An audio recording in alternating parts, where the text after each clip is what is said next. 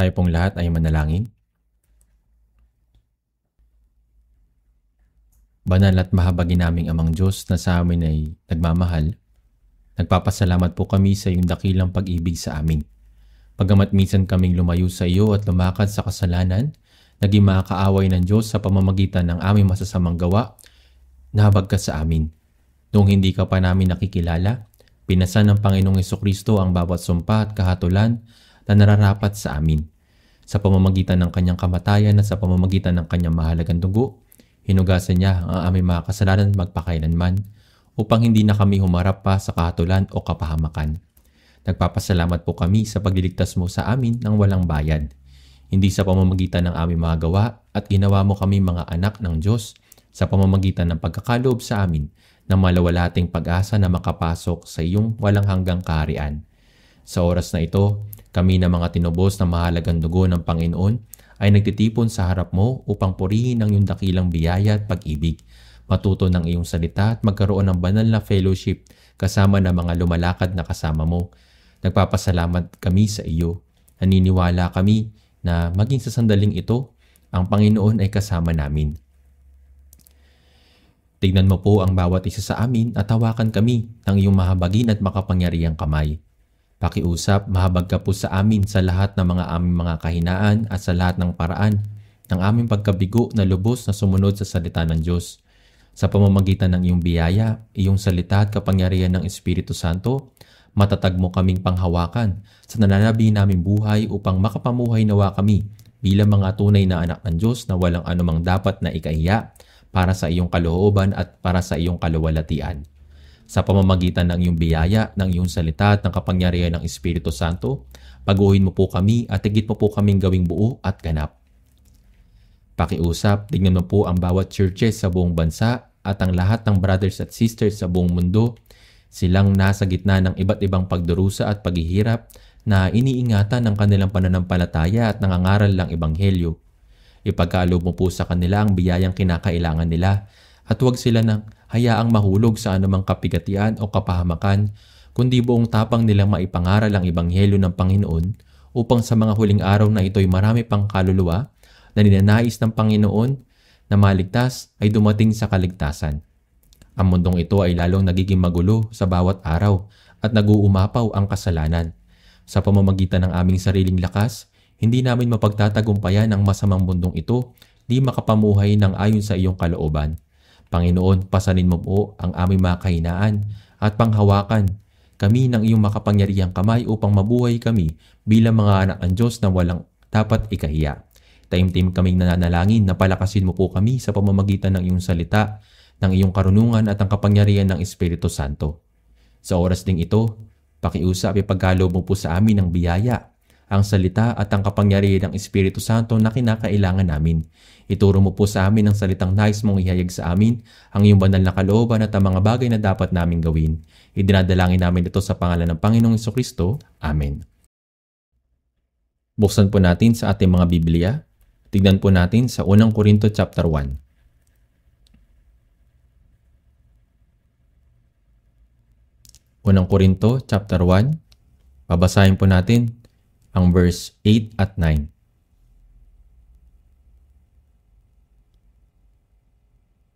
Unang Korinto chapter 1 verse 8 hanggang 9. Babasahin po natin ito ng sabay-sabay. Basahin po natin ng sabay-sabay. Siya rin ang nagpapalakas sa inyo hanggang sa katapusan na hindi masusumbatan sa araw ng ating Panginoong Hesukristo. Ang Diyos ay tapat na sa pamamagitan niya ay tinawag kayo tungo sa pakikisama ng kanyang anak, si Hesukristo na ating Panginoon. Hanggang dito po.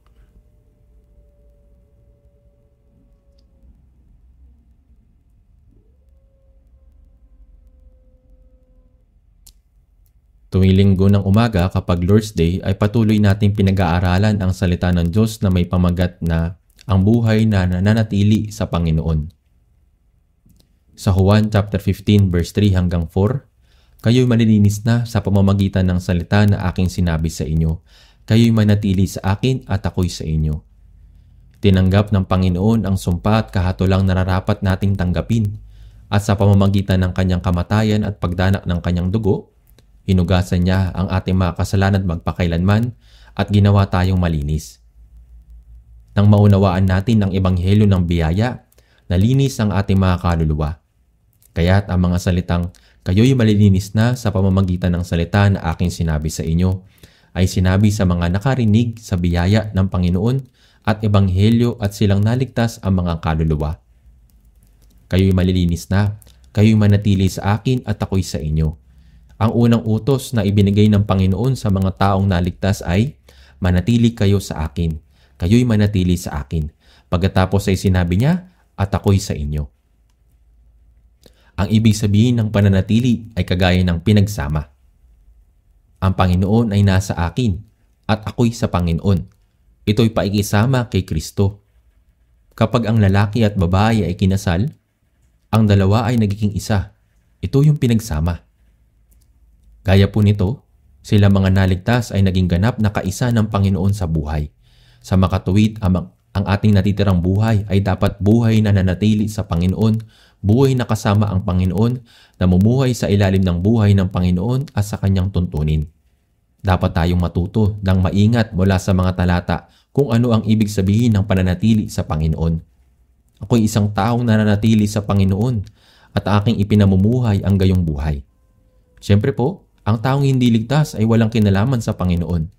Sinabi sa Efeso chapter 2, binanggit po doon, bago tayo maligtas, Efeso chapter 2 verse 12, na ng panahong iyon, kayo ay walang Kristo, hiwalay sa pagiging mamamayan ng Israel at mga dayuhan sa mga tipan ng pangako. Tayo'y naligtas at nabubuhay sa biyaya ng Diyos, sa buhay ng Panginoon at sa walang hanggang pangako ng Diyos. At habang nabubuhay tayo sa mundong ito, nabubuhay tayo kasama ng Panginoon. Kaya, dapat nating malaman kung ano ang ibig sabihin ng pamuhay sa Panginoon at magtiwala na ang ating buong buhay ay nabubuhay sa Panginoon. Tulad ng madalas kong sinasabi, ang pananampalataya ay hindi isang teorya. Ang Biblia ay hindi ibinigay sa atin upang marami tayong malaman sa pamamagitan ng ating sariling talino, kundi upang tayo maniwala dito, sumunod dito at kumilos ayon dito.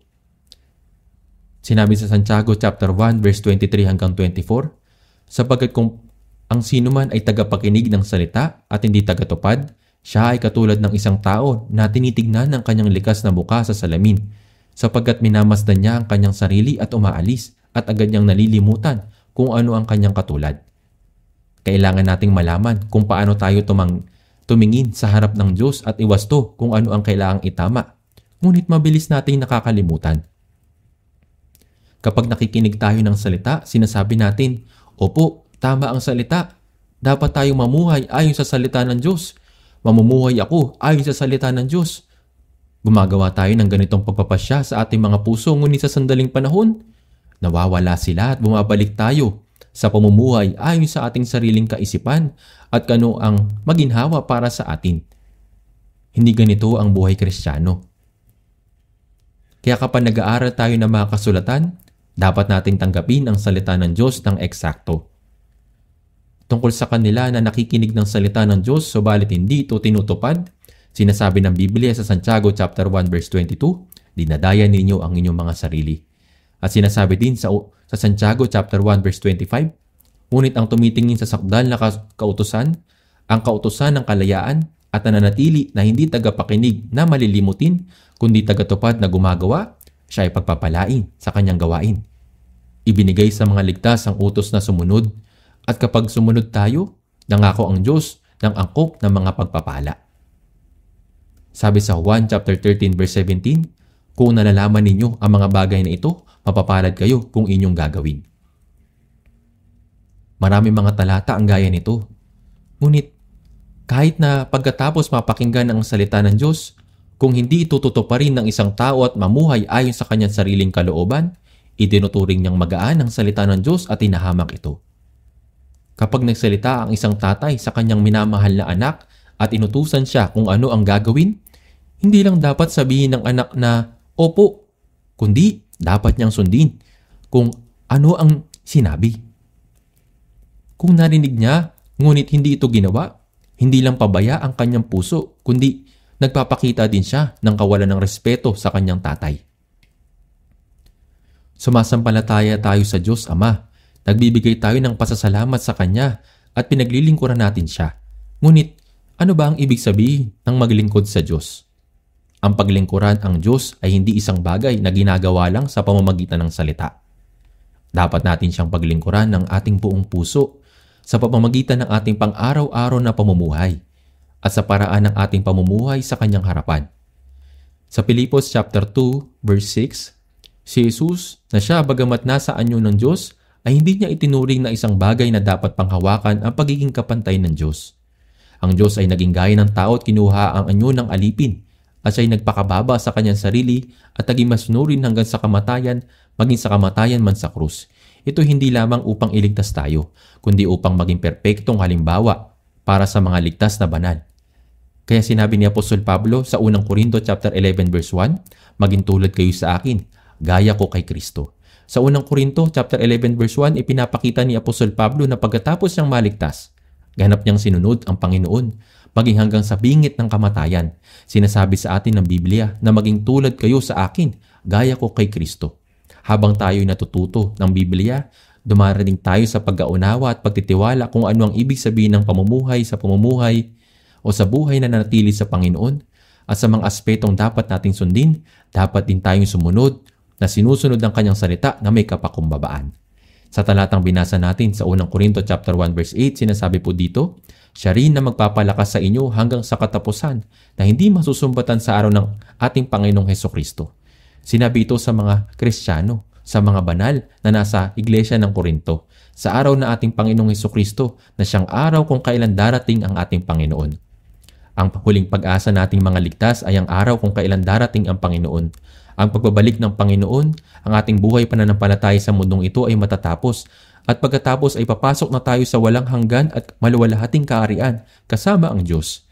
Tungkol naman sa mundong ito, ang gawain na pagligtas ay magwawakas at ang puot at kahatulan ng Diyos ay darating sa buong mundo sa lahat ng mga hindi sumasampalataya.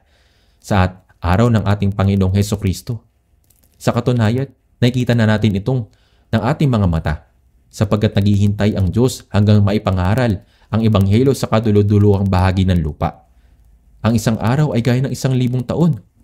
Sa Mateo chapter 24 verse 14, sinasabi po doon at ang magandang balitang ito ng kaharian ay pahayag sa buong daigdig bilang patotoo sa lahat ng mga bansa at pagkatapos ay darating ang wakas. Ngayon, ang Biblia ay naisalin na sa mahigit 3,600 na mga wika sa buong mundo. Halos lahat ng wikang pwedeng isalin ay naisalin na. Sa pamamagitan ng mabilis na paraan ng transportasyon, sa pamamagitan ng mga dokumentong naisulat, sa pamamagitan ng iba't ibang paraan ng komunikasyon, ang ebanghelyo na ipalaganap. Walang sino man ang makapagdadahilang, hindi ko ito nagawang sampalatayanan dahil hindi ko napakinggan ang ebanghelyo, sapagkat naipahayag na ito sa iba't ibang lugar. Ang mga salita sa Mateo chapter 24 verse 14 na ipahayag sa buong daigdig ay naisakatuparan na sa panahon natin. Sa mga Gawa chapter 1 verse 8, at kayo magiging mga saksi ko sa Jerusalem, sa buong Judea, sa Samaria at hanggang sa kaduluduluhang bahagi ng lupa. Ang ating bansa ay nasa silangang dulo ng mundo. Ang ebanghelyo nagsimula sa Jerusalem, lumaganap sa Roma, sa Europa at pagkatapos ay sa Amerika. At pagkatapos umikot sa mundo, sa huli ay nakarating ito sa atin na naninirahan sa pinakamalayong dulo ng silangan. Sa ganitong paraan, dumating sa atin ang ebanghelyo na may kaunting katagalan. Gayunpaman, naipangaral na ngayon sa kaduluduluhang bahagi ng lupa ang ebanghelyo. Ito isang kamanghamanghang pagpapala na nakarating tayo sa pagkaunawa sa biyaya ng Diyos at nakatanggap ng kaligtasan sa mga huling panahon.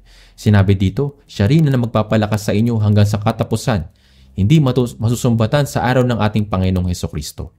At kapag tayo'y nagkatipon na sa kanyang harapan pagkatapos na matanggap ang kaligtasan, sinabi ng Panginoon sa Mateo chapter 16 verse 27, at kanyang gagantihan ang bawat tao ayon sa kanyang mga gawa.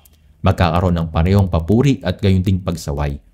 Sa Lucas chapter 19 verse 12 hanggang 13, sinabi nga niya, isang maharlikang tao ang pumunta sa isang malayong lupain upang tumanggap ng isang kaharian at pagkatapos ay bumalik. Tinawag niya ang 10 sa kanyang mga alipin at binigyan sila ng 10 mina at sinabi sa kanila, ipangalakal ninyo ito hanggang sa ako'y dumating. Sa Mateo chapter 25, ang Panginoon ay nagbigay ng mga talento na sinasabi, ipangalakal ninyo ang mga ito hanggang sa ako ay dumating. Kaya ang ilan sa mga lingkod ay pinangalakal at tumubo ng 10 mina, ang iba ay 5, samantalang ang isa ay tinago ito sa isang panyo at ibinaon sa lupa. Ang maharlikang tao ay tumutukoy kay Jesus. Nang dumating si Jesus sa unang pagkakataon sa mundong ito, siya ay nagpakita sa mababang anyo. Ngunit sa kanyang pagbalik, darating siya bilang Panginoon ng kaluwalhatian. Our Lord, whom the world despised, will appear again in majesty and splendor. Having once borne and cursed and judgment of all humanity, He will return clothed in the glory and authority of God. Sinabi po ito sa isang himno. Malapit na ang araw na iyon. Hindi maling sabihing nabubuhay tayo sa panahon kung saan makakatagpo na natin ng Panginoon habang nabubuhay tayo. Subalit kapag siya na tumanggap ng isang kaharian pagkatapos ay bumalik, tatawagin niya ang kanyang mga alipin at sisiya sa atin kung paano nila ginawa ang kanilang mga tungkulin. Tayo ay naligtas at hanggang sa bumalik ang Panginoon, mayroong paraan kung paano dapat tayong mamuhay ng may pagsunod. Kapag siya'y dumating, sisiya sa atin niya kung paano tayo namuhay mula ng araw na tayo'y naligtas. Kaya hindi lamang tayo dapat nasasabik sa kanyang pagdating, kundi dapat din nating ihanda ang ating sarili na salubungin siya. Sa Lucas chapter 19 verse 16, Panginoon, tumubo ang iyong mina ng 10 mina pa.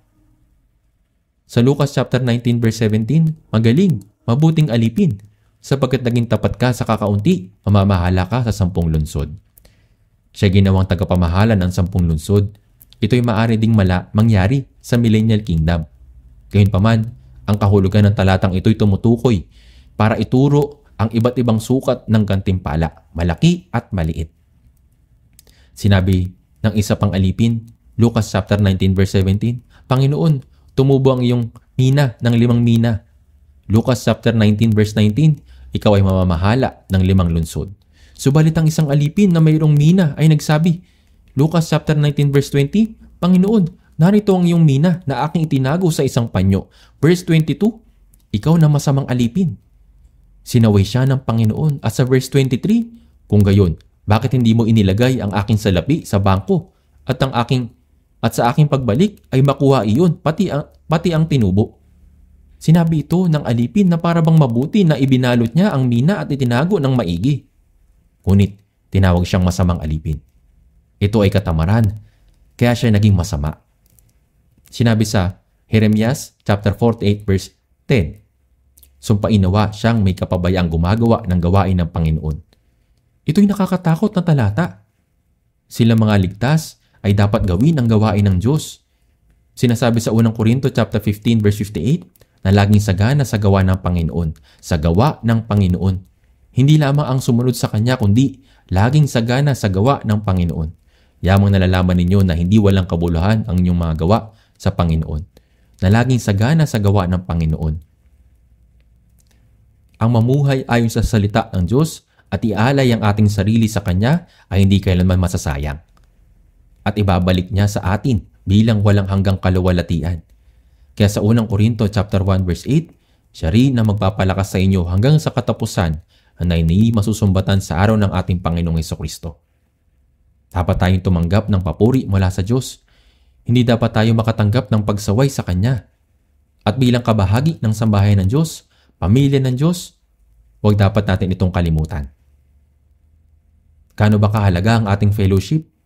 Sinabi sa Efeso chapter 4 verse 3, ang pagkakaisa ng Espiritu sa buklot ng kapayapaan. Ano ang sinasabi ng Panginoon sa akin na dapat kong gawin? Binasa na natin ito ng maraming ulit. Kaya marahil ay alam na ninyo yung nakalagay dito kahit hindi na natin ito basahin. Efeso chapter 4 verse 3 na nagsisikap na mapanatili ang pagkakaisa ng Espiritu sa buklod ng kapayapaan. Meron tayong isang buhay, isang pag-asa, isang layunin ng buhay at lahat ay iisa. Sa Mateo chapter 21 verse 25 verse 21, sinabi sa kanya ng Panginoon, magaling, mabuti at tapat na alipin. Naging tapat ka sa kaunting bagay, pamamalaan kita sa maraming bagay. Pumasok ka sa kagalakan ng iyong Panginoon. Ang kagalakan ng Panginoon ay maluwalhati, ay ang kaluwalhatian ng Panginoon. Sa verse 26, ikaw na masama at tamad na alipin. Hindi dapat natin matanggap ang ganitong pagsaway. Kaya siya rin na magpapalakas sa inyo hanggang sa katapusan na hindi masusumbatan. Ang Panginoon na nagligtas sa atin ngayon ay siya nagbabantay sa atin hanggang sa huling araw na ating kamatayan. Kahapon nakatanggap ako ng tawag mula sa isang deacon na dating nandito sa Soul Church pero ngayon ay nasa ibang church na. Nagtrabaho siya ng maigi noong mga unang araw. Bago na iayos ang lugar ng Galilee Retreat Center, sa palagay ko binisita namin ng halos 50 lugar kasama ang deacon na iyon, sakay ang korando ng kotse na naghahanap ng tamang lugar. Ang huling lugar na nakita namin ay ang kinaroroonan ngayon ng retreat center. Naganap kami ng lugar sa pook na iyon dahil madali itong marating mula saan man sa South Korea. Ang deacon na iyon ay nanguna at nagtrabaho ng walang kapaguran sa gawaing iyon. Siya rin ang nanguna sa pagtatayo ng retreat center noong mga unang araw. Siya ay namatay kahapon. Siya ay pumanaw upang makasama ang Panginoon. Ngayong hapon plano kong bisitahin ng pamilyang iyon at magbigay galang. Nang marinig ko ang balitang iyon ng kanyang kamatayan, naiinggit ako na makakatanggap siya ng papuri sa harap ng Panginoon. Hindi isang malungkot na bagay ang kamatayan ng isang Kristiyano. Sinasabi sa awit 116 verse 15, mahalaga sa paningin ng Panginoon ang kamatayan ng mga banal. At sa Apokalipsis chapter 14 verse 13, sinasabi, mapapalad ang mga patay na namamatay sa Panginoon mula ngayon. Ang kanilang mga gawa ay sumusunod sa kanila. Ang mga gawang ginawa nila nang humarap sila sa Panginoon. Sila ay magpapahinga sa kanilang mga gawa. Lahat ng pagpapagal at pagpakikipaglaban sa mundong ito ay matatapos na at tayo tatanggap ng papuri at kaluwalhatian. Ang araw na iyong darating sa ating lahat, di po ba? Sa huling araw na iyon, katulad ng isang Olympic athlete na tumatakbo gamit ang kanyang buong lakas tungo sa finish line. Sinabi sa atin ni Apostol Pablo na dapat nating itakwil ang lahat ng makamundong pagnanasa na iniisip ang pagdating ng Panginoon at tumakbo tungo sa Panginoon lang. Tungo sa gantimpala na inilagay sa harap natin.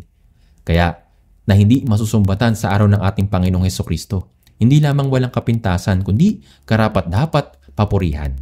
Siya rin ang magpapalakas sa inyo hanggang sa katapusan. Ang Panginoon na nagligtas sa atin ay hindi lamang nagligtas sa atin kundi pinapanatili rin niya tayong matatag hanggang sa wakas. Ang mga magulang na may mga anak na nagdanais na turuan at palakihin silang malusog para sila'y lumaking malakas physically at matuwid morally, gusto nilang makatayo sa harap ng iba nang walang kahihiyan na nagpapahayag na may buong pagmamalaki. Ito ang aking anak na lalaki. Ito ang aking anak na babae. Kaya dapat tayo maging mga taong karapat-dapat sa papuri at kaluwalhatian na walang kahihiyan sa araw ng pagdating ng Panginoon. Magpapalakas sa inyo hanggang sa katapusan. Hindi lamang tayo iniligtas ng Panginoon, kundi siya rin ay gumagawa araw-araw upang tayo'y baguhin. At mapalakas, tinutulungan tayo sa daan. Noong bata pa ako, nung nasa elementarya pa, sinusubukan nila akong paliguan. Pero tumatanggi ako. Alam niyo po ba? Medyo naalala ko. Sapilitan nila akong hinuhubaran at sinasampal ako. Pagkatapos ay hindi ako makagalaw. Sinusubukan ng mga magulang na mapalaki ang kanilang mga anak ng maayos. Subalit minsan, hindi sila nakikinig at may katigasan ng tumatanggi. Tama po ba? Hindi ko matandaan na pinalo ako ng tatay ko. Subalit minsan, maraming beses akong pinapalo ng nanay ko. Mayroon akong 5 nakakatandang kapatid na babae. Isipin niyo po ito. Mayroon silang 5 anak na babae at pagkatapos ay isang anak na lalaki. Maaari niyong isipin kung gaano kahalaga ang isang anak na lalaki. Tama po ba? Kaya dinadala ako ng aking mga kapatid na babae sa kanilang likuran. Kahit may nagawa akong mali, hindi nila ako pinapagalitan. Subalit, hindi gayon ang nanay ko. Siya ay istrikto. Sinasabit niya ang mataas ang pamalo. Kailangang isabit niya yun ng mataas. Kung mababa iyon, kukunin ko iyon at pagpuputol-putulin. Isasabit niya iyon ng mahigpit. Kapag may ginawa akong mali, tinitignan ka lang niya at susulyapan ang pamalo. Dahil ibig sabihin nito, alam mong mapaparusahan ka. Kaya hindi niya ako agad pinapagalitan kapag may nagawa akong mali. Naaalala niya lahat. At kapag kinuha niya ang pamalo, meron siyang mahusay na memorya. Kailan mo yung ginawa? Anong ginawa mo? Hindi ka nakikinig. Hampasin niya ang binti ko, Hindi ako maagalaw kahit kaunti. Kaya, inipon niya ito, isa-isa at pinagalitan ako. Bakit niya ito ginagawa? Dahil minamahal niya ako. Labis akong pinapahalagahan at minamahal ng aking ina, kaya pinapalo niya ako.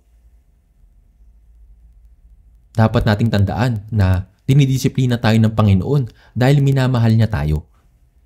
Hindi niya tayo pinidisiplina para patayin dahil sa galit.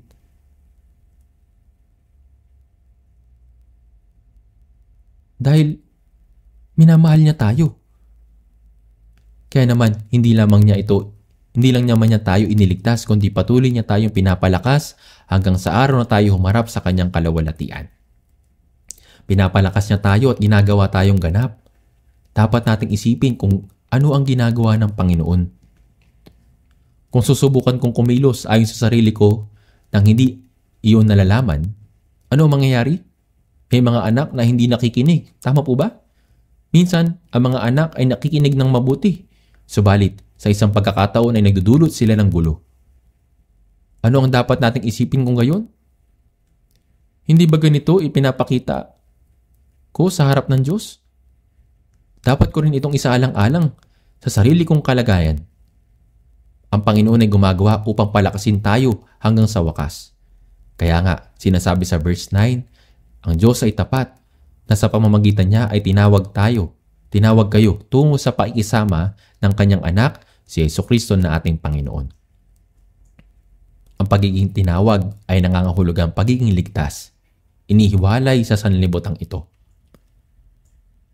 Ang Diyos ay tapat na sa pamamagitan niya ay tinawag kayo tungo sa paikisama ng kanyang anak, si Jesucristo na ating Panginoon. Iniligtas niya tayo upang magkaroon ng paikisama sa Panginoon, fellowship sa Panginoon na magkakasama.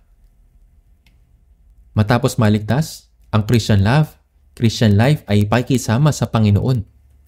Lahat ng mga ligtas na banal ay may pakikisama sa Panginoon. Sa mundong ito, nabubuhay tayo sa isang lipunan. Tama po ba? Gaano kalaki ang pamahalaan ng mga taong may iisang lahi sa isa't isa? Minamahal nila ang isa't isa, di po ba? Kapag dumaranas tayo ng kawalang katarungan mula sa mga dayuhan, nagagalit tayo at kumakampi sa sarili nating mga kababayan upang protektahan at tulungan sila. Mula sa kanilang mga kauri, kapag pumapasok sila sa trabaho, may mga katrabaho sa kumpanyang iyon. Kapag pumasok sila sa school, nakikisalamuha sila sa mga kapwa estudyante. Tama po yun. Ang mga pamilya ay nakikisama sa pamilya. Ang samahang ito ay talagang mahalaga. Gayon din ang mga hayop. Ang isda ay nananatili kasama ng isda. Isda, alam niyo po, maraming uri ng isda. May malalaking tulad ng mga balyena at maliliit. Subalit, nagsasama-sama sila ayon sa kanilang uri. Tama po yun. Ang leon ay nananatili kasama ng mga leon. Ang mahihinang hayop kasama ng mahihinang hayop. Mababangis na hayop kasama ng mga mababangis na hayop. May pakikisama ayon sa kanilang uri. Nagtutulungan at pinoprotektahan nila ang isa't isa. Ngayon, pagkatapos maligtas, bago ang kaligtasan, may pakikisama tayo kasama ang ating pamilya. May pakikisama rin tayo sa ating mga kamag-anak. Blood is thicker than water. Tama po yun. Ang mga miyembro ng pamilya ay ipinanganak mula sa isang dugo ng mga magulang. Kaya natural lamang sa pamilya ang magtulungan. Subalit, pagkatapos ng kaligtasan, may bagay na mas malalim kaysa sa dugo. Gaya ng kasabihan, ang espiritu ay mas malalim kaysa sa dugo. Ang mga naligtas sa pamamagitan ng dugo ng Panginoon at pinagkaisa sa pamamagitan ng Espiritu Santo ay mas mahalaga kaysa sa pamilya na pinagkaisa sa pamamagitan ng laman. Di po ba? Kapag ligtas na, nagiging ama natin ang Diyos sa pamamagitan ng Espiritu Santo at ang nagiging brothers at sisters ang siyang mga taong nakakasama natin magpakailanman sa langit. Ang pagkakaisang nabuo ng laman at dugo ay nagtatapos pagkaraan ng ilang dekada. Ano po sa palagay ninyo? Kapag pumunta ka sa langit, sa tingin mo ba'y nananatili ka na lang na sa piling ng sarili mong pamilya? Hindi po. Sigurado akong lahat ng alaala sa mundong ito ay maglalaho kapag narating na natin ang langit. Ngunit magkakaroon ng maraming alaala sa impyerno. Kaya sa Lucas chapter 16, nakita natin ang mayamang lalaki sa impyerno na sumisigaw mula sa nagliliyab na apoy. Lucas chapter 16 verse 27 hanggang 28, Ama, isugo mo siya sa bahay ng aking ama, sapagkat ako'y may 5 kapatid na lalaki. Si Lazaro ay nasa harapan na ng Diyos upang magpatotoo sa kanila ng higit na hindi rin sila mapunta sa dakong ito ng pagdurusa. Alam ng mayamang lalaking nasa impyerno kung gaano katindi ang hirap kung ang kanyang mga kapatid ay mapunta sa impyerno kasama niya. Kaya nakiusap siya kay Abraham na isugo si Lazaro upang bigyan sila ng babala at huwag mapunta sa impyerno.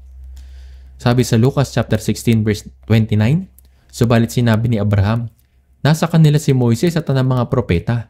Hayaan mo sila makinig sa kanila. Sa verse 31, kung hindi nila pinapakinggan si Moises at ang mga propeta, hindi rin sila maihikayat kahit na may isang bumangon mula sa mga patay. Tama po ito. Hindi na kailangan na muling mabuhay ang isang patay at sabihin, Uy, pumunta ako sa langit at napakaganda. Dapat kang maligtas at pumunta din doon.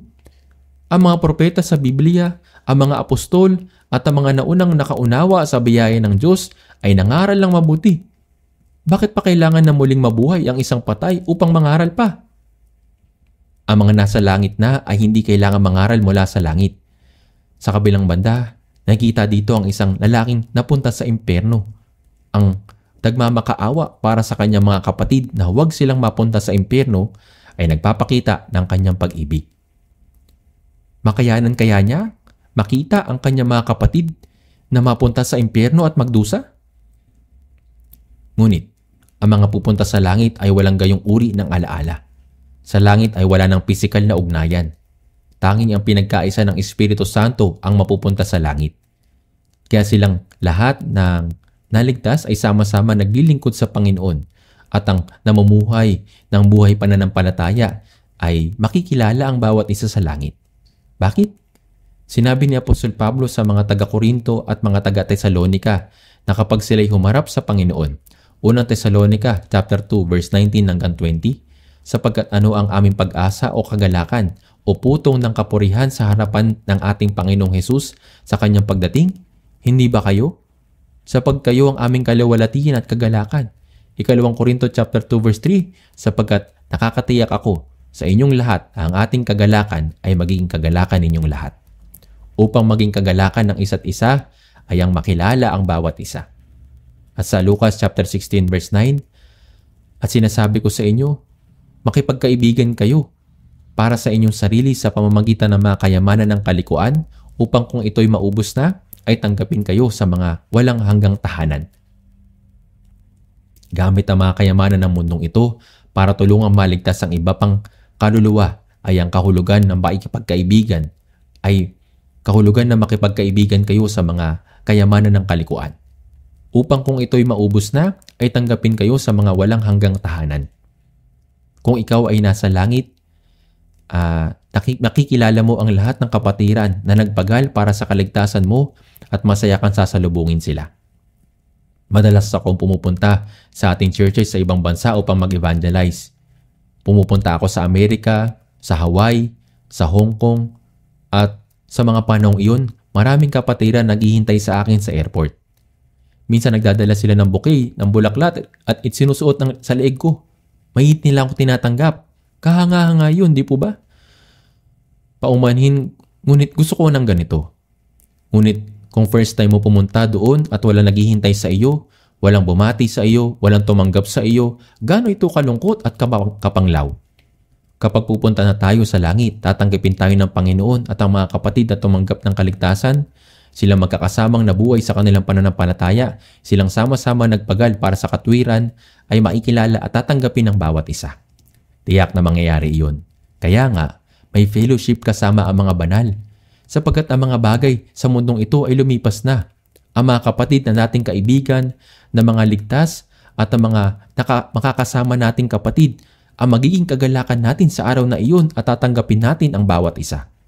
Kahit na may mahirap o mayaman ang tao dito, gwapo man o hindi, may mga magandang posisyon man sa mundong ito o wala, hindi ito mahalaga. Dahil sila'y naligtas, tayo may pakikisama at pag-ibig sa isa't isa. Ang ilan sa ating mga kapatiran ay pumupunta sa Africa ng ilang beses sa isang taon. Napakaraming churches sa Africa, nasa 34 na bansa. Hindi natin masabi kung gaano kaitim ang balat nila. Hindi ko po ito dapat sabihin. Tama?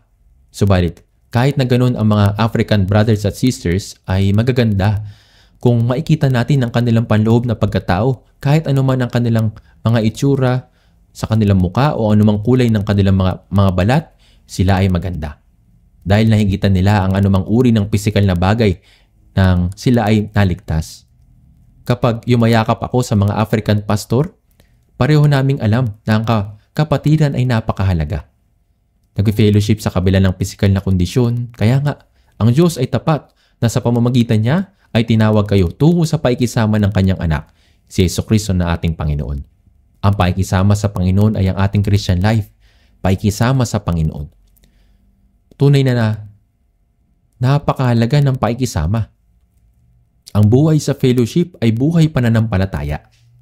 Kaya, nakakapagtaka talaga kapag may nagsasabing ligtas na, pero nahihirapan makisama ng maayos sa ibang mga Kristiyano. Iniisip ko kung isang taong hindi nakikisama ay tunay na naligtas. Kung ikaw ay ipinanganak sa iisang magulang, natural na maayos ang pakikitungo sa ibang mga kapatid na babae, lalaki at nakakabatang kapatid. Tama po ba? Kapag nahihirapan ka, nagtutulungan tayo at pinag-uusapan ng mga bagay-bagay. Iba kapag sa ibang tao, tayo naligtas, pinagsama sa pamamagitan ng dugo ni Jesus na walang hanggang buhay at Espiritu Santo. Mas mahalaga kaysa sa kadugo. Gaano kaya ito kamangha-mangha? Subalit, hindi dapat magkaroon ng anumang sitwasyon kung saan ang brothers at sisters ay magkagalit dahil sa maliliit na usapin. Hindi na nag-uusap, nag-aaway at galit sa isa't isa. Naiintindihan niyo po ba? Tama po ba?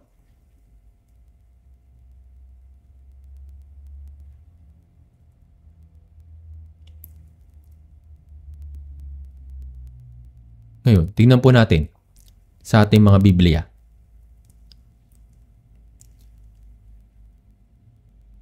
Hindi dapat magkaroon ng anumang sitwasyon kung saan yung brothers at sisters ay magkakagalit dahil sa maliit na usapin. Tingnan natin sandali sa unang 1 chapter 1 verse 3 hanggang 4. Babasahin din po natin ito ng sabay-sabay. Unang 1 chapter 1 verse 3 hanggang 4.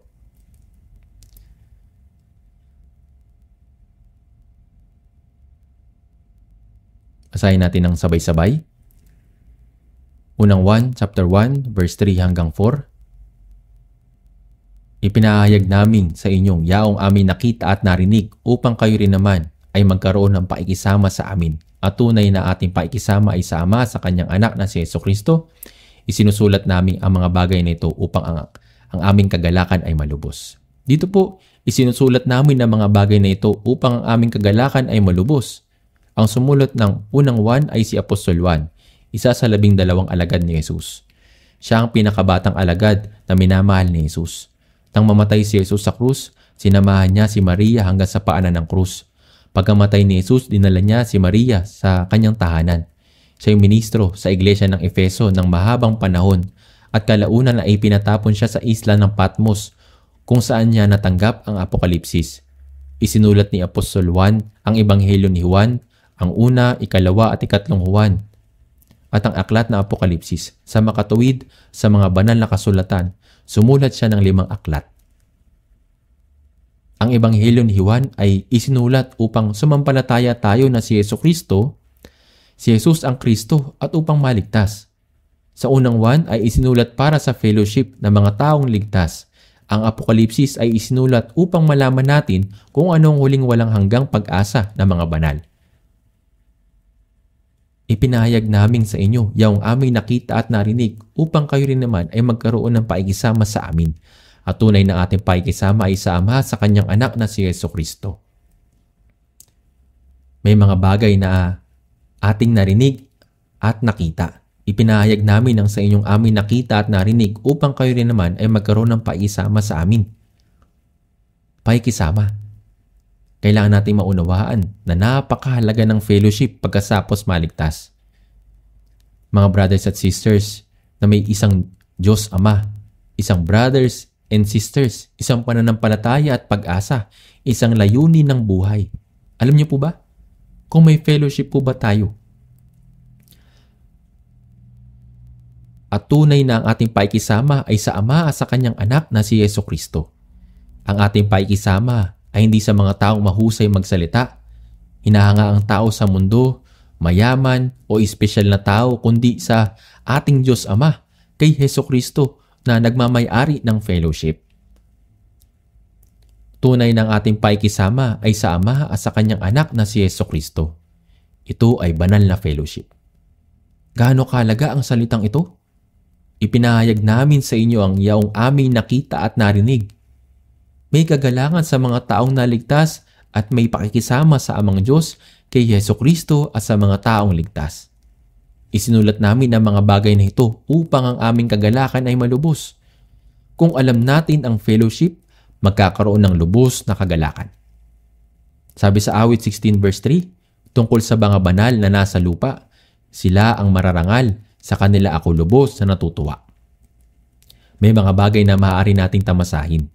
May mga tao na nagagalak dahil sila'y ipinanganak na sa mabuting kalagayan at sila'y namumuhay kasama ng mga magulang. May ilang tao na nagagalak dahil sila'y mayaman. May ilang tao na nagagalak dahil sila'y mas gwapo kaysa sa iba. Gayunpaman, ano ang bagay na makapagbibigay sa atin ng kagalakan ng mga banal? Kahit na maraming kulang, kung tayo nagagalak dahil sa kaligtasan at paikisama sa mga banal, nakapulungan kasama ang Panginoon, gaano po ito kasaya? Sila ang mararangal, sa kanila ako lubos na natutuwa. Isinusulat namin ang mga bagay na ito upang ang aming kagalakan ay malubos. Mga kapatid, dapat nating malaman na ang ating kagalakan ay nasa ating fellowship. Nakakaramdam ka ba ng kabigatan sa fellowship? May mga tao na ikibahagi sa fellowship habang ang kanilang puso ay nasa ibang lugar. Hindi yan tunay na fellowship. Dapat isipin ng ating mga kapatid na sila'y mas mahalaga kaysa sa ating pisikal na mga kapatid at dapat nating igalang ang isa't isa at tulungan ang isa't isa. Dapat natin tulungan ang isa't isa sa espiritual na paglago. Hindi tayo makakapamuhay ng Christian life sa pamamagitan ng ating mga sarili. Napakaraming talata sa Biblia na church. Hindi pwede mag-isa ang church. Ang church ay eklesya sa Hebreo. Ibig sabihin, mga inihiwalay. Inihiwalay na grupo na ligtas sa sanlibutan. Ang grupong ito ay ang church. Sila'y banal na kapulungan. Ang ating tinitirhan sa church ay ang Christian life. Kung sa ating sarili, hindi tayo makapamuhay ng ating Christian life. Maraming mga talata sa Biblia nang nagpapahayag tungkol po sa church. Mga taong inihiwalay, grupo ng mga ligtas sa sanlibutan. Sila'y mga banal na kapulungan. Kaya nga, yung ating Christian life ay pakikisama. Dapat nating malaman na ang ating kagalakan ay nasa ating fellowship. Nasa ating fellowship. Mayroon pong kagalakan kasama ng mga brothers at sisters. Ngayon, tingnan po natin sa ating mga Biblia sa Efeso chapter 2. Efeso chapter 2 verse 19.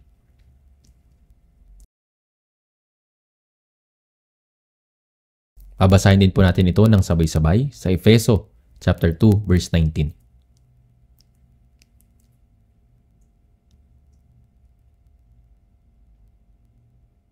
Basahin natin ng sabay-sabay. Kaya nga, hindi na kayo mga dayun at banyaga, kundi kayo'y mga kapwa mamamayan na mga banal at mga kaanib ng sambahay ng Diyos. Kaya nga, hindi na kayo mga dayun at banyaga. Ito ang sinabi ni Apostol Pablo sa mga banal na nasa iglesia ng Efeso. At ito ay para sa atin. Hindi na kayo mga dayuhan. Ang mga dayuhan ay mga taong hindi paligtas na kabilang sa mga taong ligtas. May isang gusali na may signage na authorized personnel only. Kapag susubukan nating pumasok, hihinto tayo dahil po dito. Kaya nito, may mga dayuhan sa mga banal na kapulungan. Ang mga hindi naligtas ay ang mga dayuhan.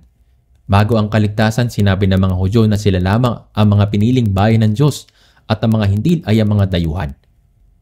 Ngunit, kung babasahin natin ang Efeso chapter 2 sa verse 12, na ng panahong iyon, kayo ay walang Kristo, hiwalay sa pagiging mamamayan ng Israel at ang mga dayuhan sa mga tipan ng pangako, walang pag-asa at walang Diyos sa sanlibutan. Gayunpaman, kaya nga hindi na kayo mga dayuhan at banyaga, sabi sa verse 19, dahil naligtas sila, hindi na sila mga dayuhan. Lahat tayo, hindi tayo dayuhan, kundi mga may-ari. Kaya nga, hindi na kayo mga dayuhan at banyaga, kundi kayo mga kapwa mamamayan ng mga banal at mga kaanib ng sambahayan ng Diyos. Tayo mamamayan ng Diyos na maaari makapasok sa langit. Sabi sa Filipos chapter 3 verse 20, sapagkat ang ating pagkamamamayan ay nasa langit. Mula roon ay hinihintay naman natin ang ating tagapagligtas, ang Panginoong Hesukristo. Tayo ang mga naligtas ay mamamayan ng kaharian ng Diyos. Ang mga taong ipinanganak sa Korea ay matapang na mayroong Korean citizenship. Kaya kahit na may aksidente sa ibang bansa, ang gobyerno ng Korea ay may responsibilidad na protektahan at tutasin ang anumang bagay para sa kanila. Bakit po? Dahil sila ay Korean citizen. Ang bawat bansa ay may pagkamamamayan.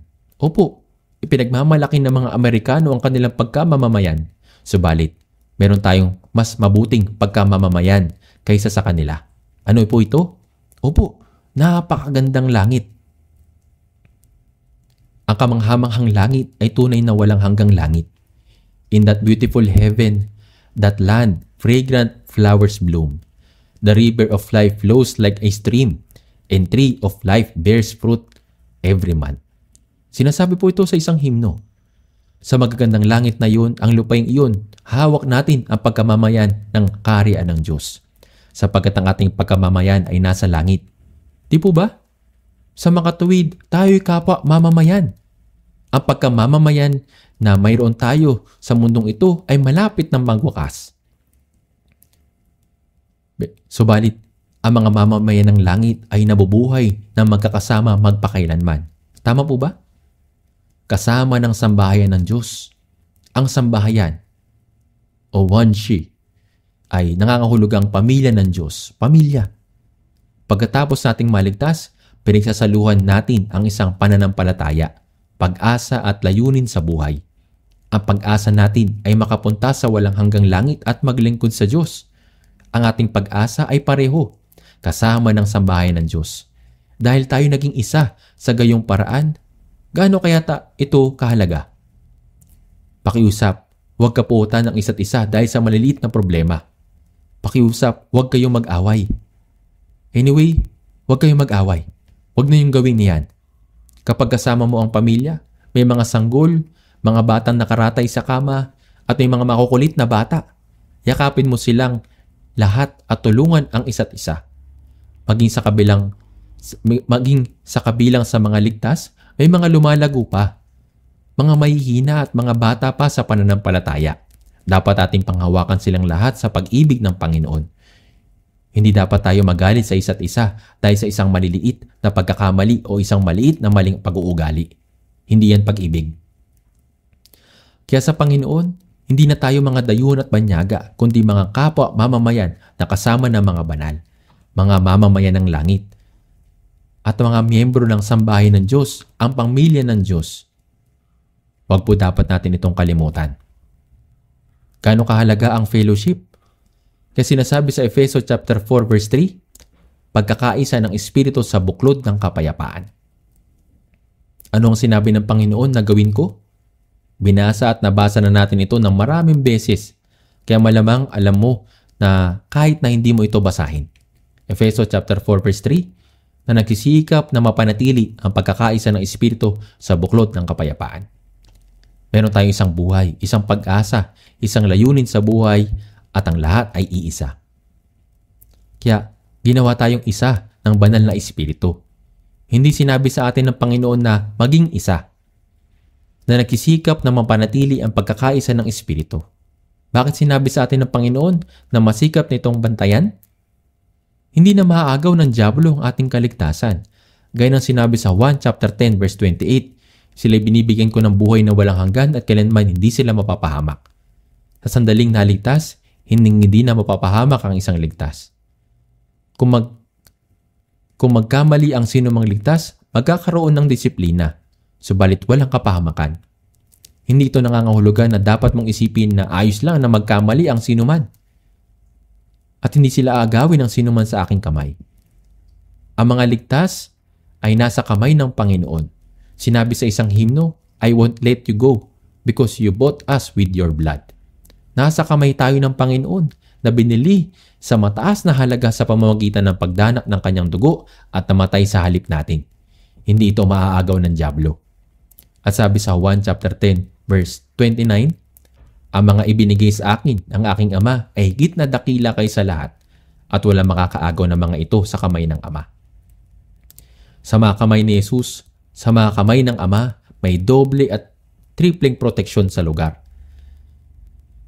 Hindi maaaring agawin ng dyablo ang mga kaluluwa ng mga naligtas. Sa aking kamay, sa kamay ng aking Ama, sinasabi ng Biblia na walang sino man makakaagaw ng aking kaligtasan. Kaya naman, hindi maaagaw ng dyablo ang iyong kaluluwa. Ang mga ligtas ay may katiyakan ng kaligtasan. May ibang tao na nagsasabi, kahit na ang mga naipanganak na muli ay mapupunta sa impyerno kapag nakagawa sila ng mali. Parang tama pero hindi ito totoo. Ngunit kung may magsasabing, mabubuhay ako kung paano ko gusto dahil hindi na ako mapupunta sa impyerno, kailangan nating tignan kung sila ba'y tiyak na naipanganak na muli. Tiyak ang isang naipanganak na muli ay hindi mapapahamak. Gayunman, bagamat walang makakaagaw ng iyong kaluluwa, magagawa naman ng dyablo na gawin kang walang silbi. Magagawa ng dyablo na maging walang silbi ka sa harapan ng Diyos. Maaaring makagawa ka ng mga dakilang bagay dito sa mundo at purihin ng iba. Ngunit, maaari kang maging walang silbi sa mga mata ng Diyos. Naunawaan niyo po ba ito? Paano ka magiging walang silbi? Sa pamamagitan ng pag-alis sa fellowship. Alam niyo po ba kung gaano kahalaga ang fellowship? Sa ating buhay pananampalataya, ang fellowship ay lubhang mahalaga. Hindi ito isang bagay na pwede mong piliing gawin o hindi gawin. Ito po'y tunay na napakahalaga. Kung iiwan mo ang fellowship, hindi ito buhay sa pananampalataya. Kahit gaano pa kaganda ang pamumuhay mo o kahit gaano pa kaganda o kadakila ang mga ginagawa mo, kung wala naman itong kinalaman sa Diyos, wala itong kabuluhan. Naunawaan niyo po ba? Ang buhay sa pananampalataya ay ang buhay sa loob ng fellowship. Kaya, kung aalis kayo sa fellowship, hindi mo matatanggap proteksyon at pamamahala ng Diyos. Hindi lalago ang iyong pananampalataya, wala kang anumang magagawa para sa Panginoon. Sa Juan chapter 15 verse 5, sapagkat kung kayo'y hiwalay sa akin, ay wala kayong magagawa. Wala tayong magagawa sa labas ng fellowship. Ang buong buhay natin sa pananampalataya ay sa loob ng fellowship. Sa fellowship ay ang ating pananampalataya lumalago, naglilingkod tayo sa Diyos, nagmamahalan sa isa't isa, ang mga kapatiran. Ang ebanghelyo ay naipapangaral, ang gawain ng kaligtasan ay natutupad, at lahat ng mga bagay na nagagawa natin na ito ay sa loob ng fellowship. Kung malayo ka sa fellowship, sa termino ng sanlibutan, ito ay walang kabuluhan. Sapagkat kung kayo hiwalay sa akin, ay wala kayong magagawa. Kung may ibang tao na maraming ginagawang mabuti dito sa mundo, nagsisikap sa negosyo at iniisip nila na mabuti ang ginagawa nila kapag maayos lahat ng sitwasyon, ngunit kung walang Diyos, wala silang kabuluhan. Ano ang kinalaman nito sa Diyos?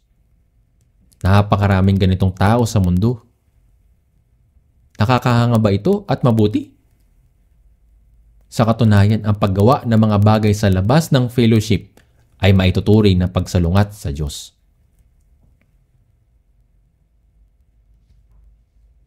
Kaya naman, ang Espiritu Santo ang tumutulong sa atin na maunawaan ng biyaya ng Diyos at makatanggap ng kaligtasan. At pinagkakaisa ang mga ligtas na mananampalataya sa pamamagitan ng Espiritu Santo. Binubuo ang church, ang katawan ni Kristo. Dito nakakatanggap tayo ng masaganang biyaya at buhay. At ang ating pananampalataya ay lumalago. Sa loob nito, ang pananampalataya ay hindi lalagong mag-isa. Ang bata ba ay lalaking normal kung siya ay umalis sa kanyang mga magulang at pamilya? Hindi niya po ito magagawa. Pwede siyang mapunta sa bahay ampunan, maging isang ulila o palaboy. Kapag iniwan niya ang fellowship, siya magiging espiritual na ulila o espiritual na palaboy. Magiging paluktot siya. Kaya naman, bilang kasama sa fellowship na ito, ang ating pananampalataya ay lalago. Nakakatanggap tayo ng masaganang biyaya at buhay at tayo ay ginagabayan ng Espiritu Santo. Tinutulungan tayong mabuhay ng nararapat bilang mga anak ng Diyos. Sabi sa Efeso chapter 4 verse 3 na nagsisikap na mapanatili ang pagkakaisa ng Espiritu sa buklod ng kapayapaan. Bakit inuutusan tayo ng Diyos na masikap nating bantayan ito? Para kay Adan sa halamanan ng Eden sa Genesis chapter 2 verse 15, kinuha ng Panginoon Diyos ang lalaki at inilagay sa halamanan ng Eden upang ito'y kanyang bungkalin at ingatan. Bakit kailangan bantayan? Bantayan mo ang iyong buhay. Bantayan mo ang iyong bahay dahil dumarating ang magnanakaw. Bantayan mo ang iyong bansa dahil may mga mananakop. Bakit sinabi ng Panginoon na bantayan ang halamanan ng Eden? Naghihintay ang dyablo na sirain si Adan sa halamanan ng Eden. Sinusubukang mangialam at gawin ang mundong ito na maingay at magulo. Hindi ito alam ni Adan at nabigo siyang magbantay laban dito. Di po ba gayon? Sa pagsuway sa salita ng Diyos, nawala sa kanya ang halamanan ng Eden at napalaya siya doon. Sa sandaling iyon, nagsimula na ang trahedya sa kasaysayan. Bakit sinasabi sa atin na nagsisikap na mapanatili ang pagkakaisa ng Espiritu? Dahil sinisikap itong guluhin ng dyablo. Nauunawaan niyo po ba? Kaya dapat tayo magsikap na mapanatili ang pagkakaisa na nilikha ng Espiritu. Dapat nating protektahan itong church. Alam niyo po ito? Tama po ba? Ang Espiritu Santo ay kumikilos upang magdala ng kapayapaan sa pamamagitan ng buhay, sa pamamagitan ng pag-ibig ni Kristo at sa pamamagitan ng salita ng katotohanan. Ngayon, tignan po natin.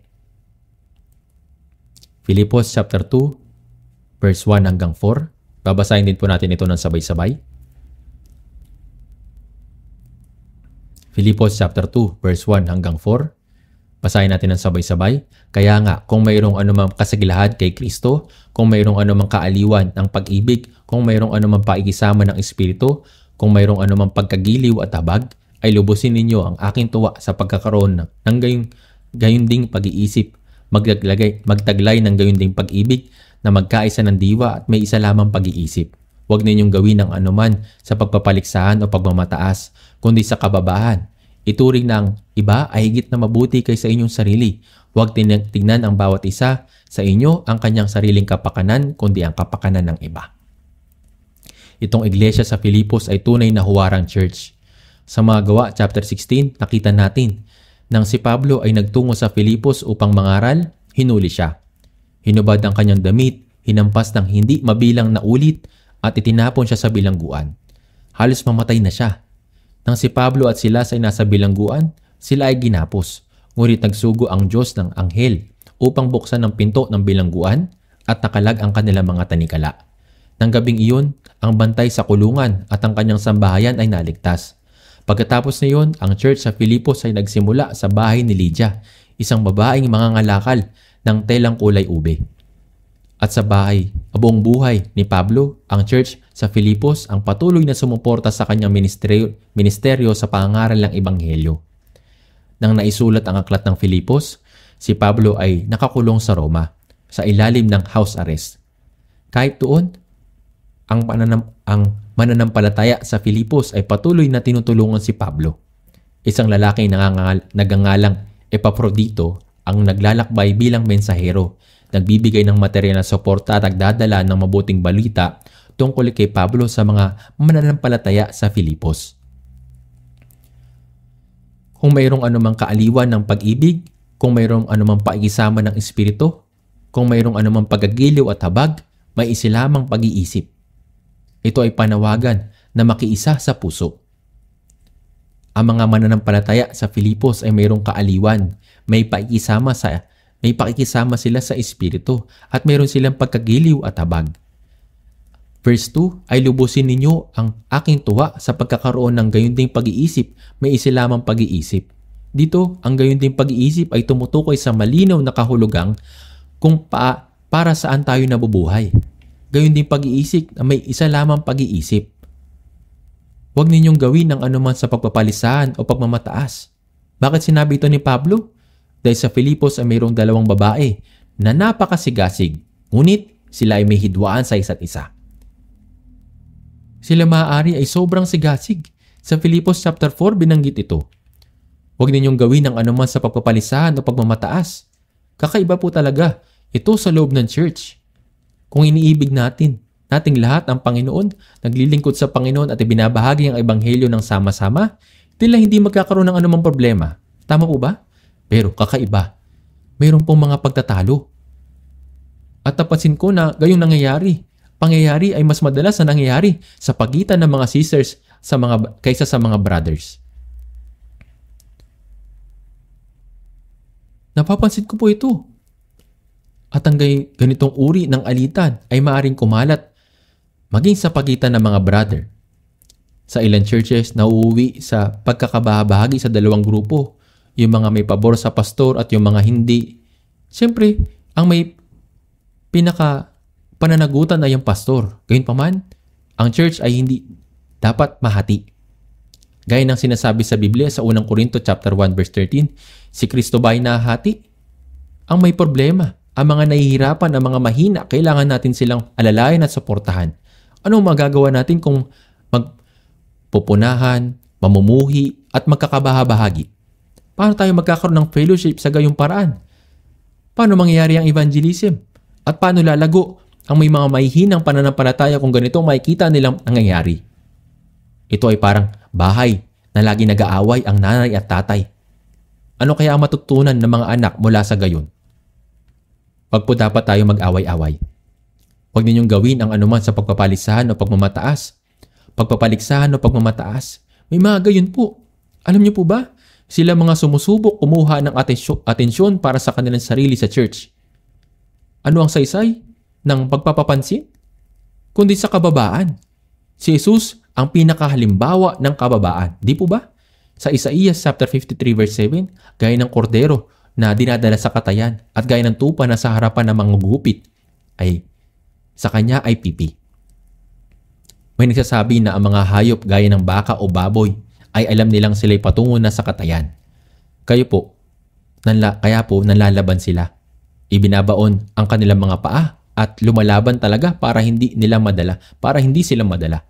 Pero ang mga tupa, kahit parang alam na nila ito, nagtutungo pa rin sila. Pakailang ulit na akong nakakita ng tupa na kinakatay. Tinatalian nila ng maluwag ang unang paa, naglalagay ng palanggana sa ilalim ng kanyang ulo na nakatapat ang leeg nito at pagkatapos gilitan ng kutsilyo, mabilis na dumadanak ang dugo. Ang mga tupa ay may mahinang taghoy at hindi gumagalaw na may mga luha sa mga mata nila. Kordero na dinadala sa katayan. At kapag ginugupitan ang tupa gamit ang makinang panggupit sa balahibo nito, kung madulas, kahit kaunti na manggugupit ang tupa ay masusugatan at tutulo ang dugo. Pero hindi na nalaban. Nananatili lamang sila ng ganito, hindi gumagalaw. Halos mukha na itong patay. At kapag natanggal na ang balahibo ng tupa, ay iwang hubad. Ang sandaling ito, nila ay pakakawalan nila. Bigla itong tumatakbo papalayo. May ibang hayop po ba na gaya nito? Wala. Walang ibang hayop na ganyan ang ugali.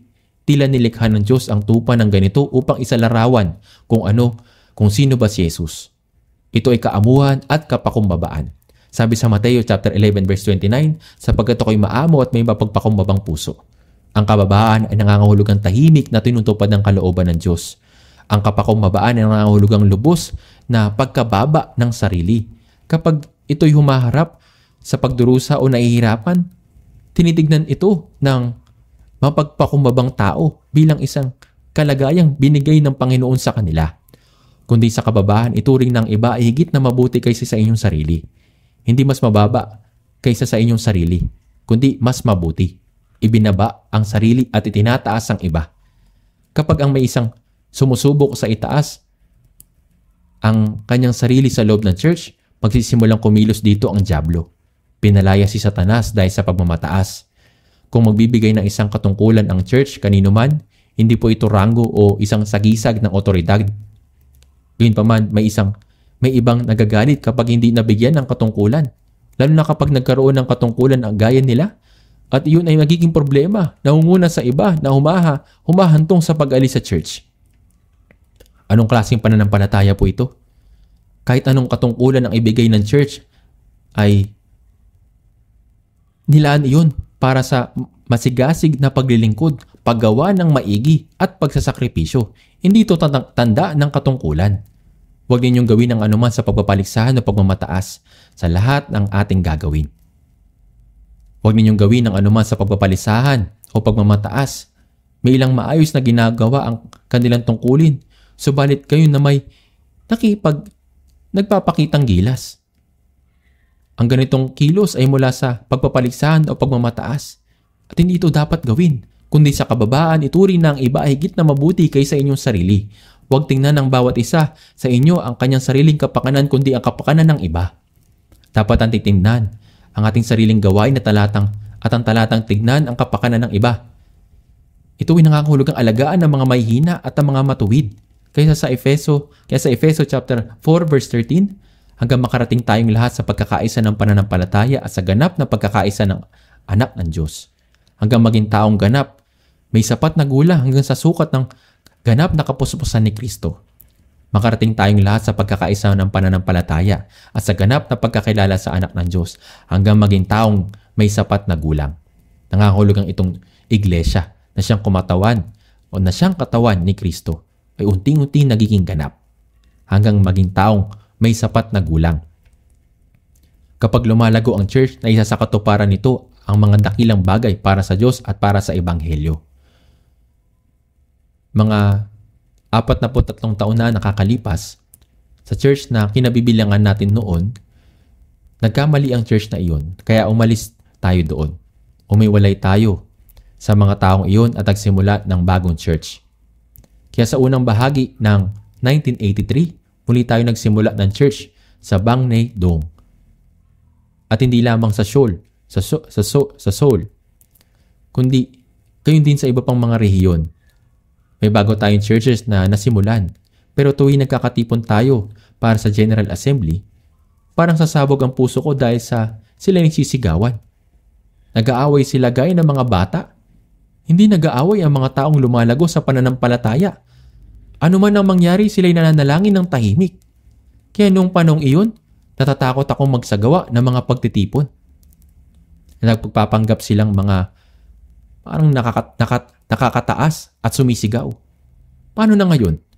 Kahit ang officers lamang ng Seoul Central Church ay magkatipon halos 500. May leaders meeting tayo minsan sa isang buwan at sila'y tahimik. Walang mga problema. Kung may mga bagay na iminumungkahi, ipinapasa ito ng may kaayusan. Ngayon, hindi lamang sa Seoul, kundi sa lahat ng churches sa buong bansa, ito'y pareho. Lumalago ng ganito ang church. Kapag lumalago ang church, walang anumang pag-aaway. Kapag nagmumungkahi tayo ng bagay para sa Panginoon, ang sagot ay oo. Ganito na lang kasimple nilang ginagawa. Tayo nagsasagawa ng mission sa 82 na mga bansa sa mundo. Sila'y halos mga mahihirap na bansa. Dahil mahihirap sila, nagpapadala tayo ng mga misyonaryo at sinusuportahan din natin sila sa mga material na bagay. Kung tayo mag-aalala tungkol sa pondo ng misyon, hindi tayo makakapagpadala ng mga misyonaryo. tinuturing nating mahalaga ang evangelism sa ating sariling bansa. Pero naglalaan tayo ng higit na layunin para sa pandaigdigang misyon. Walang mga problema. Kapag sinasabi nating gawin natin ito, sinasabi nila, oo. Noon, may mga tao nagsasabi, tayo ay abala na sa pangangaral ng Ebanghelyo sa Korea. Bakit pa natin gagawin ang world missions? Yung iba naman nagsinasabi, kailangan ba talaga natin gumastos ng napakalalaking halaga ng pera para maitayo ang retreat center? May mga taong ganito. Pero umalis silang lahat na hindi komportable. Ngayong taon ay nagsagawa tayo ng 7 retreat doon. Fall retreat, summer retreat at iba pa. Mahigit na 10,000 katao kada retreat. Minsan may 11,000 katao. Sa susunod na taon ay magsasagawa tayo ng 8 retreat dahil lubhang napakaraming tao ang nagkakatipon. At patuloy natin ginagamit ang retreat center para sa fall retreats, winter retreats, church school retreats, evangelist retreat, at iba pang mga retreat. Kaya ang ating retreat center ay talagang napakahalaga. Sa ngayon, napakalaki ang itinayo. Alam niyo po ito, tama? Dahil hindi sapat ang tulugan. Nagtatayo tayo ng 3 lodging building. Kaya, nagtanong ako ng maraming beses, magkano ang gagastusin sa pagtatayo ng lodging building na ito? Ang sabi nila, ito'y nakakahalaga ng 2.4 billion pesos. Ginagawa nila ito ngayon. Ngayon, walang sino man nagtatanong kung bakit tayo gumagastos ng malaking pera para sa mga bagay na ito. Bakit? Dahil alam nila kung gaano kahalaga ang retreat center. Sa panahon ng retreat, napakalaking bilang ng mga tao ang nakakatanggap ng kaligtasan. Anyway, kapag lumalago ang ating pananampalataya, kapag nanguna ang mangangaral ng salita at nanguna silang mga lumago sa pananampalataya sa church, kapag may mga bagay na iminumangkahi, ang simpleng sagot ay, oo, walang hindi. Ito ang tahimik. Nangangaral ba tayo ng sermon na binibigyan diin ang pagbibigay ng mga offering? Narinig niyo po ba iyon? Hindi po. Tanging simula sa taong ito, gumawa tayo ng mga bagong pangako ng ikapo, world mission offerings, at iba pang gastusin. Pagkatapos natin gawin ito ng ilang beses, sa loob ng buong taon ay halos hindi natin pinapangaral ang tungkol sa offering. Hindi dahil sa ito'y masama, kundi dahil hindi na kinakailangan. Kusa sila nagbibigay. Kahit hindi na bigyan ding ito, ginagawa nila ito ng maayos. Alam nila kung ano ang gagawin. Kapag lumalago ang pananampalataya, ang pagbibigay ng offering ay bagay na hindi ginagawa dahil may nagsabi sa iyo. Alam ng isang tao ang dapat niyang gawin. Sabi sa Marcos chapter 12 verse 30, ibigin mo ang Panginoon mong Diyos ng buong puso mo, buong kaluluwa mo, at ng buong pag-iisip mo, at ng buong lakas mo. Siya naglilingkod sa Panginoon ng masigasig. Iyon ang patunay na ang pananampalataya ng ating church ay lumalago na ng ganong kalaki. Tayo ay nagsasagawa ng pandaigdigang misyon sa 82 na mga bansa na may 1,190 na mga churches. Iniisip ko, lagi kong nakakalimutan yung bilang. Pero gaano man tignan, walang sino mang evangelist organization ang nagsasagawa ng pangdaigdigang misyon ng sing-aktibo sa ating ginagawa. Iniisip na ipinagkatiwala ng Diyos ang pangdaigdigang misyon sa atin sa katapusan ng panahon. Mas bumibigat ang ating responsibilidad, kaya nga ginagawa natin itong buong lakas at sa abot ng ating mga kaya.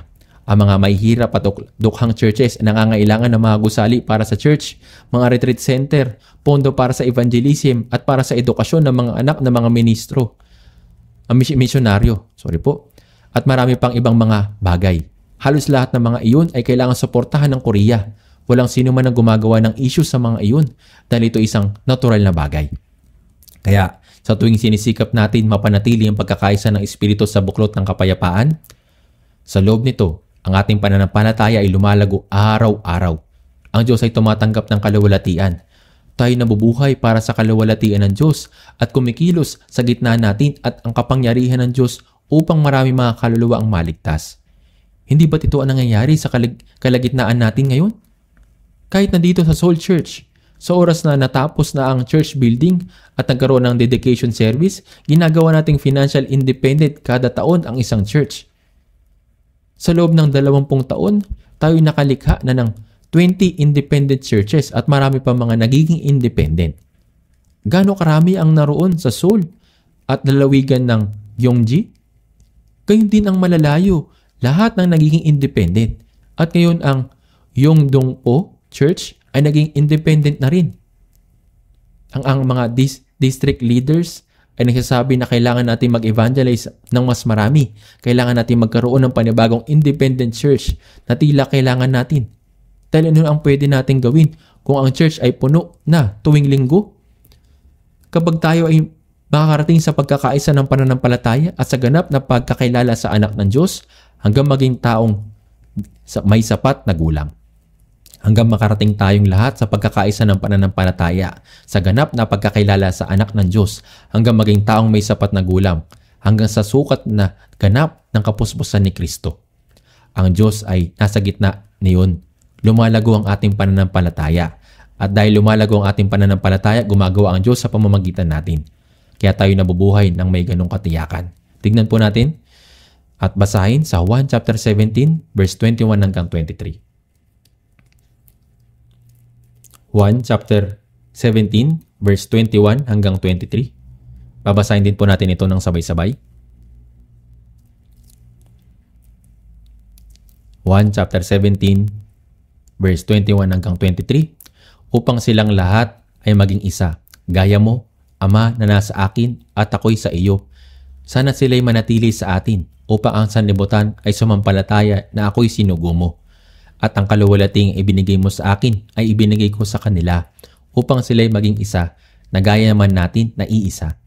Ako'y nasa kanila at ikaw ay nasa akin, upang sila'y maging ganap na isa, upang malaman ng sanlibutan na ikaw ang nagsugo sa akin at sila iyong minahal kung paanong ako'y iyong minahal. Ito ang bahagi ng pag-aalay ni Jesus ng mahabang panalangin ng gabi bago siya mamatay sa krus.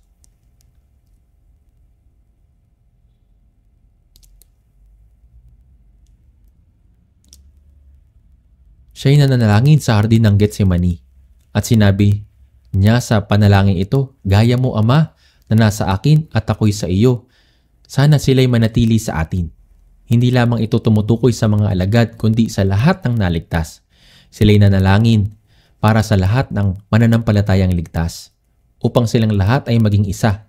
Makita natin kung paanong paulit-ulit niyang sinasabi ang pagiging isa at manatili. Gaano kahalaga ang maging isa sa Panginoon at ang manatili sa Kanya upang ang sanlibutan ay sumampalataya na ako'y sinugo mo.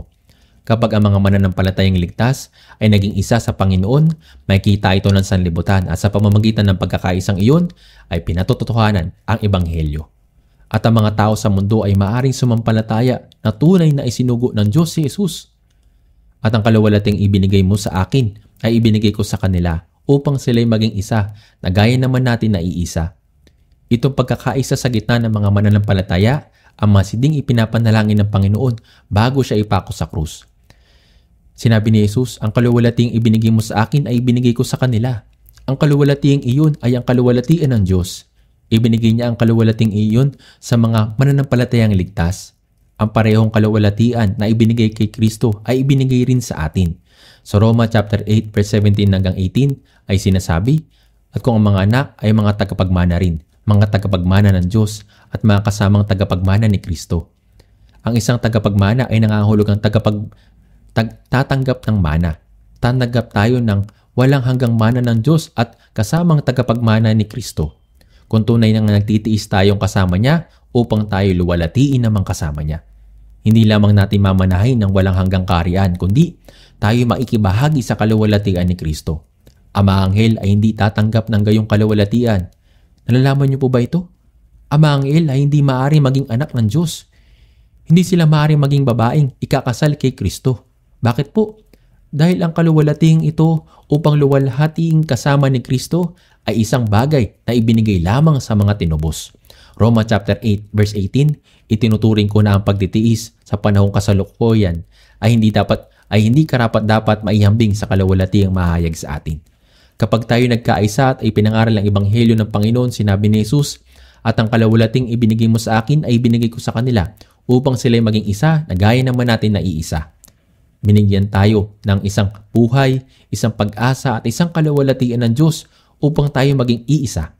Sa makatuwid upang sila'y maging isa, ibig sabihin sa pamamagitan ng paikibahagi sa buhay at kalawalatiang ito, ang mga mananampalataya ay magkakaisa gaya ng isang katawan. Ako'y nasa kanila at ikaw ay nasa akin upang sila'y maging ganap na isa. Ang maging ganap ay tumutukoy sa pagtatayo at pagiging ganap ng church. At pagkatapos, kanyang ipinaliwanag ang layunin upang malaman ng sanlibutan na ikaw ang nagsugo sa akin at sila iyong minahal kung paanong ako iyong minahal. Kapag ang mga mananampalataya nagkakaisa, malalaman ng sanlibutan na isinugo ng Ama ang Anak at iniibig ng Ama ang mga mananampalataya gaya ng kanyang pagmamahal kay Jesus. Sa madaling salita, kapag tayo nagkaisa, ay ebanghelyo ay ipapahayag sa sanlibutan. Kapag tayo nagkaisa sa pamamagitan ng pag-ibig, biyaya, salita at banal na Espiritu Santo, ang Panginoon na sa kalagitnaan natin ay gagawa. Makikita ito ng sanlibutan at sasampalataya sa biyaya ng Diyos. Napakahalaga ng salitang nagsisikap na mapanatili ang pagkakaisa ng Espiritu sa buklod ng kapayapaan. Ito'y pagiging isa sa ating fellowship. Alam niyo po ba ang programa sa TV na pinakagusto ko? Ito po yung Animal Kingdom. Mula sa maliliit na insekto hanggang sa mga malalaking hayop, silang lahat ay nilikha ng Diyos. At kung papanoorin natin sila, makikita natin ang kausayan ng Diyos. Sila'y nabubuhay na mayroong nakakamanghang karunungan. Noon pumunta ako sa Tanzania para sa isang mission work. Nagtungo ako sa Serengeti.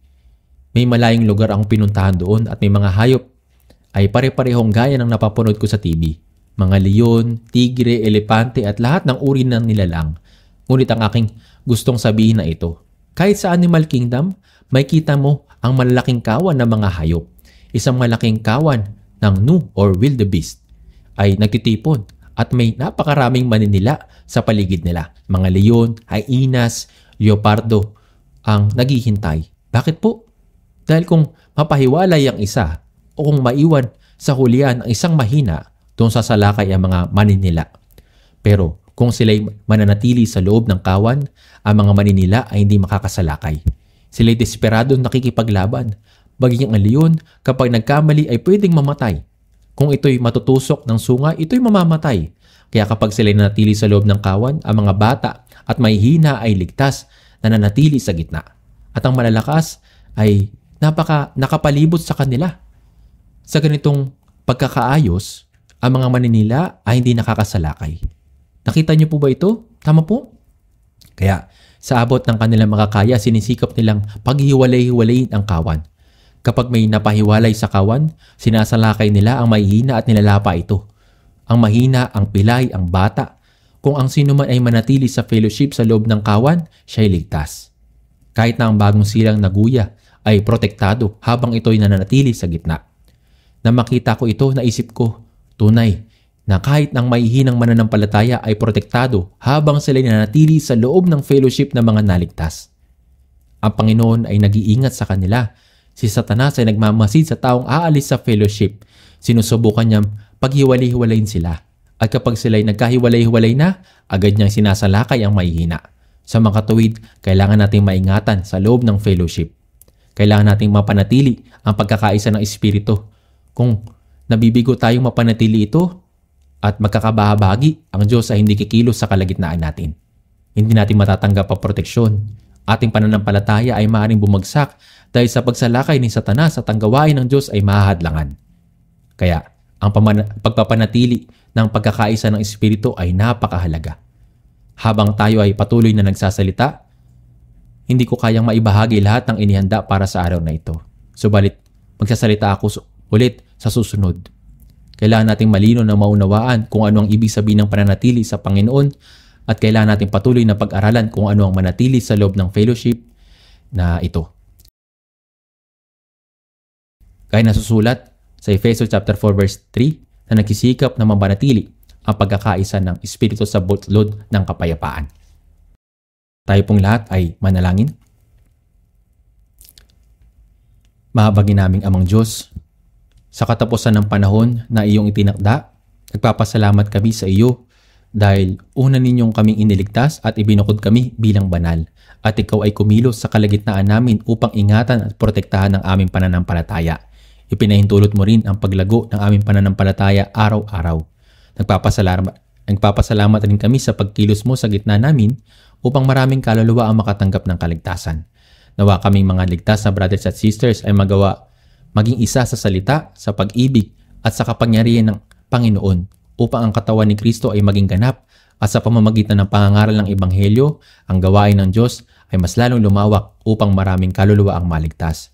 Pakiusap gabayin mo po kami upang maprotektahan at maalagaan ang mahihina at ang mga nasa kahirapan sa gitna namin upang walang sino man ang mabuwal. Ipinagkakatiwala namin ang lahat ng ito sa iyong makapangyarihang kamay. At inadalangin namin ito sa pangalan ng Panginoong Hesukristo. Amen.